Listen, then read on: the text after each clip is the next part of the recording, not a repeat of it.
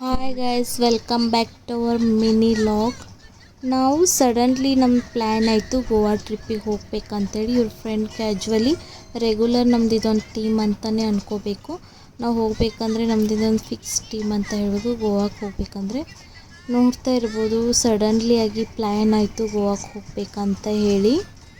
ಏನಾಯ್ತಂದರೆ ನಾನು ನೆಕ್ಸ್ಟ್ ಡೇನೇ ನಂದು ಆರ್ಡ್ರ್ ಮುಗಿಸ್ಕೊಂಡು ನಾನು ನೈಟ್ ಮನೆಗೆ ಬಂದಿದ್ದು. ಧಾರವಾಡ ಆರ್ಡ್ರ್ ಮುಗಿಸ್ಕೊಂಡು ಮೇಕಪ್ ಆರ್ಡ್ರ್ ಮುಗಿಸ್ಕೊಂಡು ಅದಂತರ ಇಲ್ಲ ಬಾ ಗೋವಾಕ್ಕೆ ಹೋಗೋಣ ಅಂಥೇಳಿ ಪ್ಲ್ಯಾನ್ ಆಯಿತು. ಡಿಸೈಡ್ ಎಲ್ಲ ಆಯಿತು. ನಾವು ಹೋಗೋದು ಪೆಲೋನಿಯಂ ಬೀಚಿಗೆ. ಅದು ಕಾರವಾರ ಮೇಲೆ ಹೋಗಬೇಕು. ಕಾರವಾರ ಮೇಲೆ ಹೋಗ್ಬೇಕಂದ್ರೆ ಒಂಚೂರು ಸ್ವಲ್ಪ ಕಾರವಾರ ರೋಡ್ ಸರಿ ಇಲ್ಲ, ಹಾಗೆ ಹೀಗೆ ಅನ್ನೋ ಕಾರಣದಿಂದ ಹೇಳಿ ಏನು ಮಾಡಿದ್ರು, ಶಾರ್ಟ್ಕಟ್ ರೋಡಿಗೆ ಹೋಗಿ ಕಾರವಾರ ಅಂದರೆ ಡೈರೆಕ್ಟ್ ಕಾರವಾರಿಗೆ ಹೋಗುತ್ತೆ. ನಾವು ಈ ಶಾರ್ಟ್ಕಟ್ ರೋಡಿಗೆ ಹೋಗಿದ್ವಿ. ಇಡೀ ಕಾರವಾರ ಚಿಕ್ಕ ಚಿಕ್ಕ ಹಳ್ಳಿ ಊರೆಲ್ಲ ಹೋಗಿ ಮುಟ್ಟೋ ಮಟ್ಟ ಆಲ್ರೆಡಿ ನಾವು ಗೋವಾಕ್ಕೆ ನೈಟ್ ರೀಚ್ ಅಂದರೆ ಈವ್ನಿಂಗ್ ರೀಚ್ ಆದು. ಬಟ್ ನಾವು ಯಾವ ರೀತಿಯೂ ನಾವು ಆ್ಯಕ್ಟಿವಿಟೀಸ್ ಮಾಡೋಕ್ಕೆ ಆಗಲಿಲ್ಲ. ನಾವು ಎಕ್ಸ್ಪೆಕ್ಟೇಷನ್ ಮಾಡ್ಕೊಂಡಿದ್ದು ನಾವು ಗೋವಾಕ್ಕೆ ನಾವು ಬೆಳಿಗ್ಗೆ ಹೋಗಿ ರೀಚ್ ಆಗಿ ರೂಮ್ನಲ್ಲಿ ಸ್ಟೇ ಮಾಡಬೇಕಂತ ಯಾವುದು ಏನೂ ಆಗಲಿಲ್ಲ. ಖುಷಿ ಹೋಗ್ತಾ ಹೋಗ್ತಾ ತುಂಬ ಉಲ್ಟಿ ಮಾಡಿಕೊಂಡು ತುಂಬಾ ತ್ರಾಸು ಮಾಡಿಕೊಂಡ್ಲು. ಹೋದ ಕೂಡಲೇ ಆಕೆಗೆ ಟಾಯ್ಸ್ ಬೇಕು ಅಂತ ಹೇಳ್ತಾಯಿದ್ಲು. ಹಾಗೆಯೇ ಟಾಯ್ಸ್ ಕೊಡಿಸ್ಕೊಂಡು ನಮ್ಮ ರೂಮ್ ಬಂದು ಬೀಚ್ ಮುಂದ್ಗಡೆ. ಹಾಗೆಯೇ ಪಾರ್ಕಿಂಗಿಗೆ ನೋಡಬೇಕಂದ್ರೆ ಇಷ್ಟು ಚಾರ್ಜ್ ತೊಗೊಂಡ್ರೆ 280 ರೂಪೀಸ್ ಚಾರ್ಜ್. ಅದು 12 ಅವರ್ಸ್ಗೆ ಅಷ್ಟು, ಅದಕ್ಕಿಂತ ಜಾಸ್ತಿ ಆದರೆ ಮತ್ತು ಚಾರ್ಜ್ ಆಗ್ತಿತ್ತು ಅಂದರು. ನೋಡ್ತಾ ಇವರು ಹೋಟೆಲ್ನಲ್ಲಿ ವರ್ಕ್ ಮಾಡ್ತಾ ಇರೋದು. ಇವರಿಗೆ ತುಂಬ ನಾವು ಕಾಡಿಸ್ಕೊತ ಹೋದು ಇಲ್ಲ. ಇವರು ಈಗ ಫಿಶ್ ತೊಗೊಂಡು ಇವರೇ ಖುದ್ದಾಗಿ ಸ್ಟಾಪಿಗೆ ರೆಡಿ ಮಾಡ್ಕೊಂಡು ಇವರೇ ತಿಂತಾರೆ.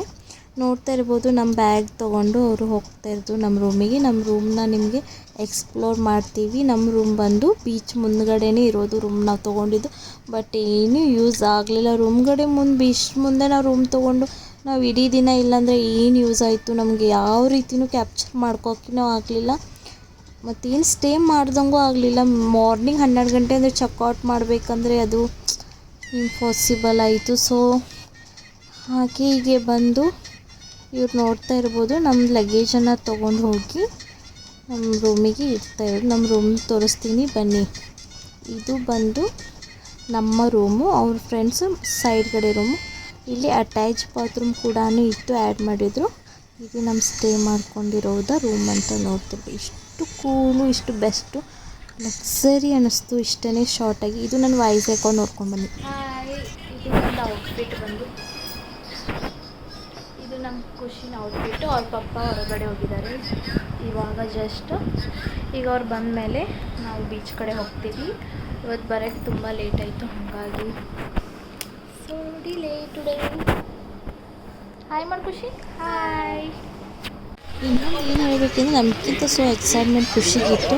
ಅವರು ನೀರಂದರೆ ತುಂಬ ಇಷ್ಟಪಡ್ತಾರೆ. ನೈಟೆಲ್ಲ ಮಕ್ಕೊಂಡಿಲ್ಲ.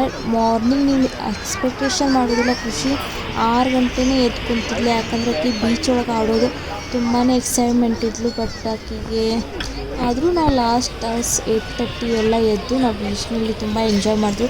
ವಿಡಿಯೋ ಕೂಡ ಕ್ಯಾಪ್ಚರ್ ಮಾಡಿದರು. ಇವರಂತೂ ನನ್ನ ಹಸ್ಬೆಂಡ್ ವಿಡಿಯೋ ಬೀಚ್ ಮಟ್ಟ ಹೋಗಿ ಹಾಗೆ ಟೈಮ್ ಸ್ಪೆಂಡ್ ಮಾಡಿ ರೂಮಿಗೆ ಬಂದು ಖುಷಿನೂ ಕೂಡ ತುಂಬಾ ಎಂಜಾಯ್ ಮಾಡಿದ್ಲು. ನೋಡ್ತಾ ಇರ್ಬೋದು ವಿಡಿಯೋಲ್ಲಿ. ನಾನು ಕೂಡ ಖುಷಿ ಕರ್ಕೊಂಡು ಎಂಜಾಯ್ ಮಾಡಿದೆ. ಲಾಸ್ಟಿಗೆ ಮಾರ್ನಿಂಗ್ ಎಂಜಾಯ್ ಆಯಿತು. ನಮ್ಮ ನಿದ್ದೆನೇ ಮಾಡಲಿಲ್ಲ. ಹಾಗೆಯೇ ಹೋಗ್ತಾನೆ ವ್ಯೂ ಪಾಯಿಂಟ್ ಇತ್ತು ಗೋವಾದಲ್ಲಿ.